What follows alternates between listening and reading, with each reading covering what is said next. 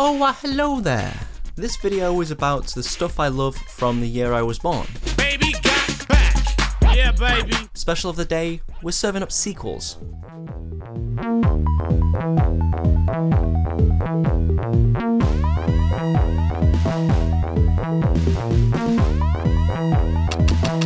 Alien and Aliens were a big deal to me growing up. I loved them to itty bitty bits, and David Fincher's first voyage into feature filmmaking is an interesting take on the franchise, albeit a decidedly troubled production.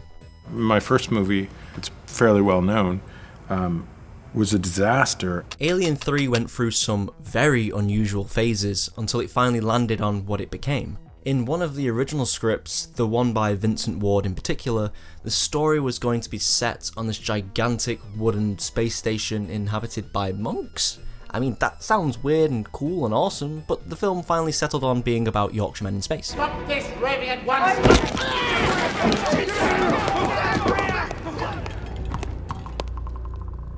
Fuck! Alien 3 doesn't quite hit the mark as a sequel to two of the most important science fiction films ever made. But in spite of all of its shortcomings and flaws, I actually really enjoy how incredibly dour and bleak the tone of this film is.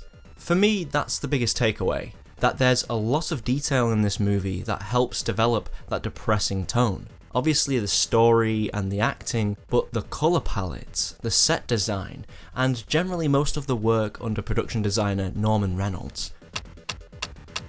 And of course, we have David Fincher to thank, and his meticulous eye for detail. The element I love the most from this entire film is Elliot Goldenthal's score. You may have heard me use it in some of my other YouTube videos, and that's because I think it is a phenomenal piece of work. I believe it's on par with Jerry Goldsmith's work on Alien and James Horner's work on Aliens. It's unsettling, bleak, and it has an unusually depressing approach to horror composition. The film really does strive to drain you of life and leave you feeling how any good depressing horror film should: dismal and ready to fall into a pool of molten steel.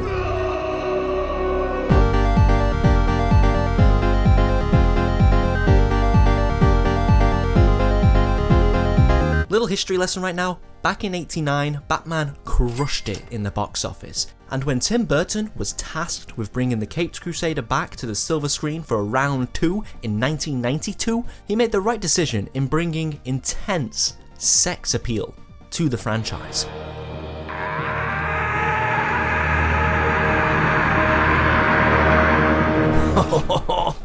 Yeah, that pure sexual filth. This take on Batman sinks its flippers into the duality of Bruce Wayne as a person, and it nails it. It's the elements I enjoy the most about this film. Well, that and Danny DeVito.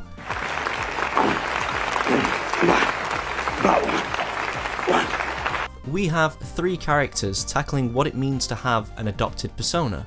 Oswald is trying to trick the masses into thinking he's a decent dude by saying, "Hey, look, I'm not a creepy penguin man who likes to nibble noses. That is slander, and if you ever say anything like that again, I'll bite your fucking nose off." And what makes the dynamic between Catwoman and Batman so good in this film is that they are both different sides of the same coin. Flipped one way, we have Bruce, who doesn't want to lose his true self in being Batman. And then on the other side of that coin, we have Catwoman, who doesn't want to return to being Selina Kyle, and grows into Catwoman being her true self.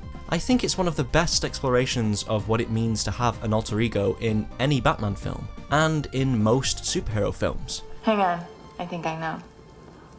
You kept things from her. No, told her everything. Well, was Vicky right about your difficulty with duality? Daniel Waters and Sam Hamm penned an amazing story and screenplay where the plots and character development are constantly complementing one another and fleshing out the themes of the film as it goes along. It gives Tim Burton so much room to play with, and it's just a wonderfully entertaining Batman movie. Plus, Danny DeVito, I mean, come on. Naked, sexual charisma. Batman.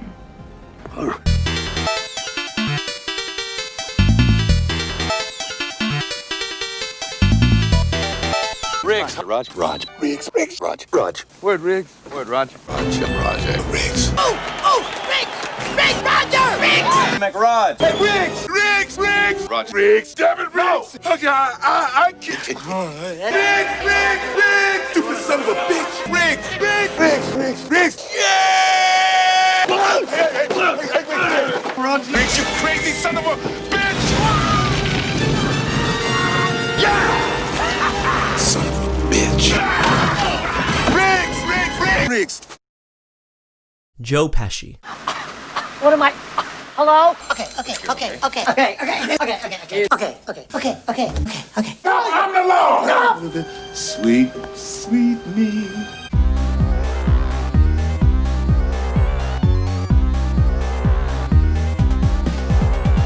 Okay, so Army of Darkness takes the humour of Evil Dead 2 and runs with it to the most ridiculous levels.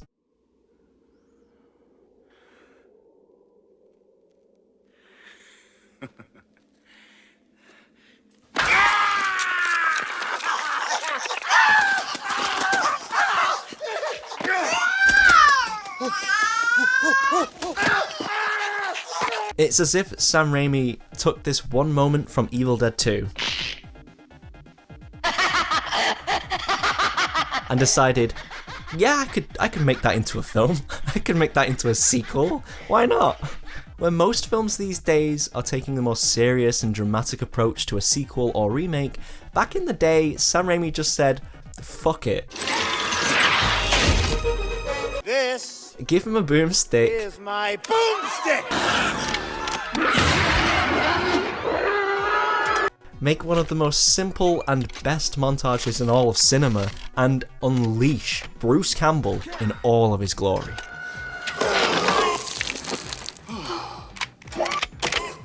Groovy. The Evil Dead franchise has gone through an interesting tonal shift with each movie, from horror to horror comedy, and then comedy adventure with the cutest skeletons around?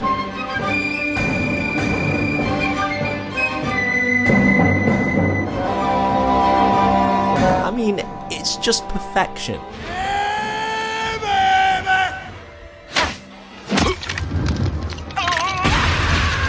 It really is this huge bombastic B-movie adventure, and it's just fun. You don't get many films these days that just have a fun time, and it's just wholesome to watch, even though there are creepy hag beasts. But also, skeletons.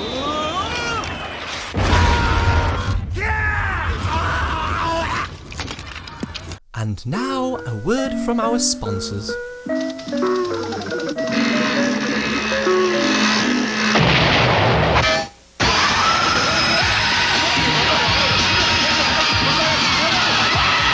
What the heck was that? Forgot what I was gonna say. Welcome to the next level. Okay, so that's the end of the video, and I'd really like to hear about some of the stuff you love from 1992, or the year you were born. And in the next episode on this series, you know, those of you with a keen ear may have noticed a certain soundtrack being used. I wonder what I'm gonna do next, what the next video is going to be. Ooh, we'll see. Ooh. What the f- Okay, bye.